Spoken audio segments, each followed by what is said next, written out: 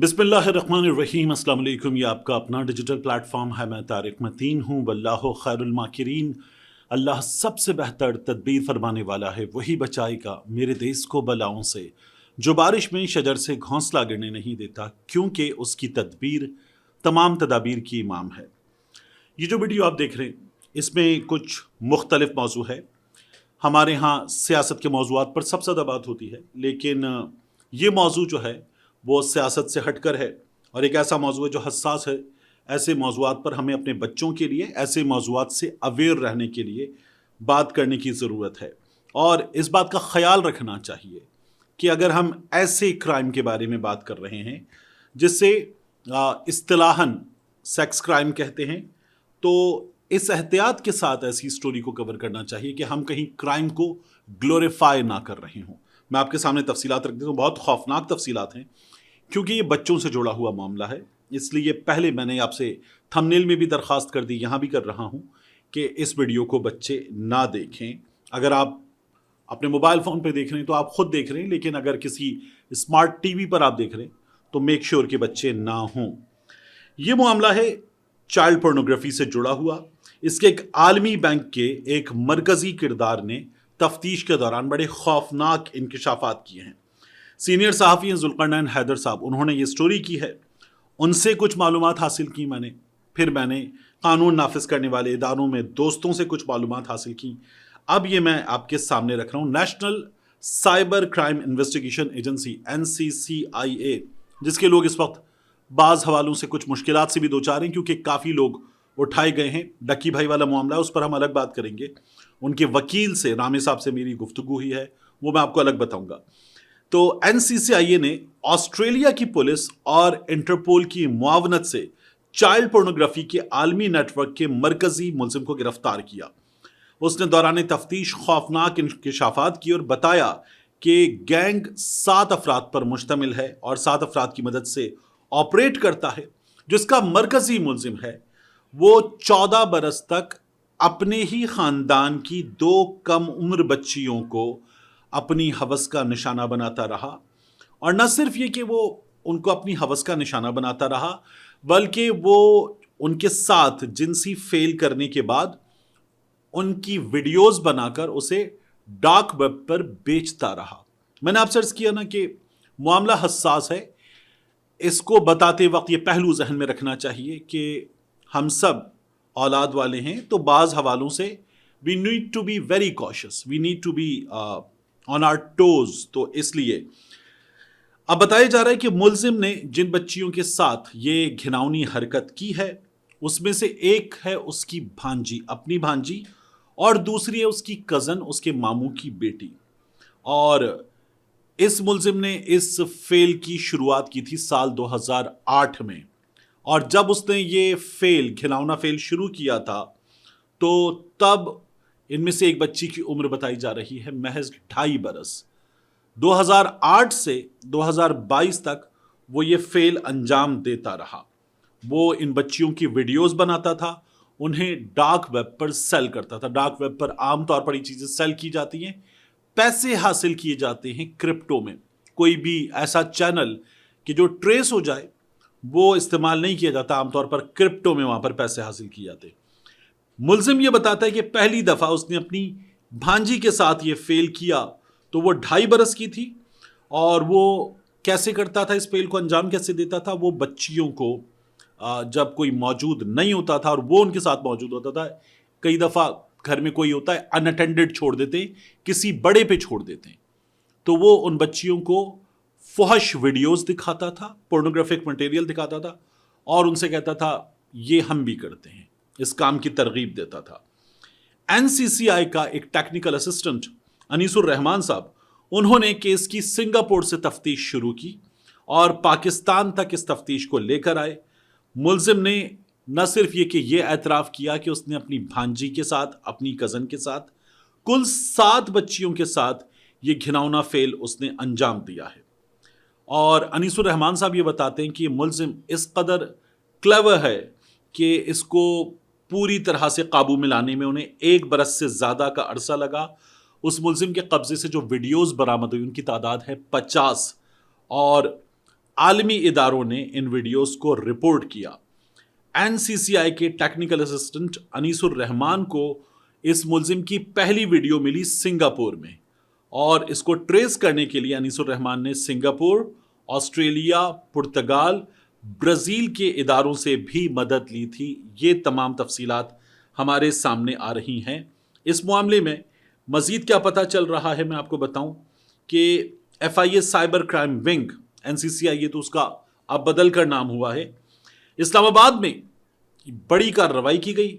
Child pornography के मुलजिम को हिरासत में लेकर दर्ज किया गया मुकदमा, और जमील खान गैर अखलाकी फेसबुक पेजेस चला रहा था और वो मुख्तलिफ पेजेस ऑपरेट करता था। ये गुज़श्ता साल दिसंबर का 2024 दिसंबर का वाक़या है। इंटरनेशनल पोर्नोग्राफर्स के व्हाट्सएप ग्रुप्स में भी ये मुतहरिक था और इसके बैनुल-अक़वामी साथी भी मौजूद थे। इस मुलजिम के कब्जे से बच्चों की कई गैर अखलाकी तस्वीर और वीडियोस मिली, और ये एशियन गैर मुल्की बच्चों को टारगेट करने में मुलव्वस निकला। ये पूरी इस मुलजिम की जो तफ्तीश है, और ये जो अभी अपनी भांजी के साथ, अपनी मामू की बेटी, अपनी कज़न के साथ हरकतें अंजाम देने वाला, ये सब कनेक्टेड है। मुलजिम बच्चों की गैर अखलाकी तस्वीर फरोख्त करता था। एक ग्रुप से तस्वीर फैलाने का रिकॉर्ड भी इसके कब्जे से मिला। FIA ने मुलजिम के खिलाफ जो पीका है उसका सेक्शन 20, 21 और 22 उसके तहत मुकदमा दर्ज किया, और फेडरल इन्वेस्टिगेशन एजेंसी का साइबर क्राइम विंग नारोवाल से उन्होंने बच्चों की नाजेबा वीडियोस बनाकर फरोख्त करने वाले आलमी ग्रुप के कारिंदे को गिरफ्तार किया था, और इंटरपोल से मिलने वाली मालूमात की रोशनी में गिरफ्तार किया गया। ब्राज़ील की हुकूमत ने हुकूमत पाकिस्तान के साथ इसमें ठीक ठाक मालूमात शेयर की थी। उसके बाद ये सब कुछ मुमकिन हुआ। हमारे यहाँ मैं अभी इनकी जो दफ़ात हैं उन पर भी आता हूँ कि इनमें क्या सज़ाएं होती हैं। इस तरह के वाक़यात कसूर में रिपोर्ट हुए। बहुत बड़े पैमाने पर ये सब कुछ अंजाम दिया जा रहा था, और उनकी वीडियोस बनाई जा रही थी, डार्क वेब पर उनको बेचा जा रहा था। आप गिरफ्तार होने वालों को देखें और उनका बैकग्राउंड देखें, उनकी तालीम देखें, उनका रहन सहन देखें, तो आपको अंदाज़ा ही नहीं हो सकता कि डार्क वेब वहाँ तक, यानी हमारे यहाँ जो नॉर्मल वेब है उस तक भी लोग पूरी रसाई नहीं रखते, ज़्यादा वाकिफ़ नहीं होते। तालीम का, लिटरेसी रेट का मामला हमारे यहाँ ऐसा है, लेकिन ये लोग डार्क वेब तक एक्सेस रखते, वहाँ पर अकाउंट्स होते। अब इसके जो अकाउंट्स हैं वो तमाम तफसीलात मेरे पास मौजूद हैं, जो मैं पेपर आपको दिखा रहा हूँ। इसमें इसके अकाउंट्स, इसका नाम, 2 अदद अकाउंट्स बना रखे थे इसने, उनके ज़रिए ये सारे काम अंजाम दे रहा था। तो ये इसने तमाम काम किए।